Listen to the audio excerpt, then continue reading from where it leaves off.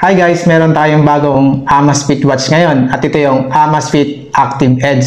So ano ang meron dito? Tara, unbox natin. Up your game. Sige, buksan na natin. Ang ganda naman ito. At ang laman pa ng box, ang charger niya at manual. Nung tinanggal ko na sa box, kala ko ang bigat niya. Pero napakagaan pala. Tumitimbang lang ito ng 34 grams kapag walang strap. Sa estimated ko, kapag merong strap, titimbang lang ito ng mga 50 grams. So ano ang meron dito? Gawa ito sa plastic na merong military grade toughness. Certified toughness.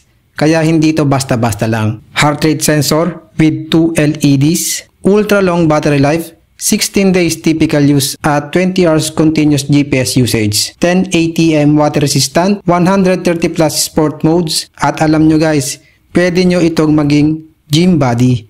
Dahil ang Amazfit Active Edge ay merong intelligence strength training mode na nakakapag-auto-detect ng 25 exercise type, track your reps, set, and rest time. Yun lang ba? Siyempre, para sa ating mga runners, meron siyang 5 GPS satellite with route navigation. Yun lang yun? Meron pa. Pwede ka rin mag-customize ng interval training dito. Wala namang iba. Meron pa. At pwede ka na rin gumawa ng training templates or training plan gamit ang application nito. At pwede mong isynchronize dito sa watch tulad ng mga traditional running watch. Big deal ba yun? Siyempre naman, it is sound complete running watch. Hello guys, nandito tayo sa tinatakbuhan ko at susubukan natin tong Amazfit Active Edge kung gaano kabilis itong kumonek sa GPS satellite. So tingnan natin. Ayan. Ayan, outdoor running. Okay, 1, 2, 3 seconds. 3 seconds kumonek siya sa GPS satellite. By the way, ang nakalagay ditong chipset na GPS satellite ay 5. So tara, takbo tayo. Ayan.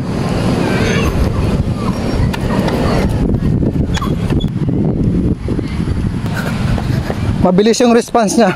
Kapag okay na yung workout nyo, nakatapos na kayong tumakbo, pindutin nyo lang tong cell. Ayan. And then finish. Ayan. Training effect. Ayan, mayroon na siyang ganito.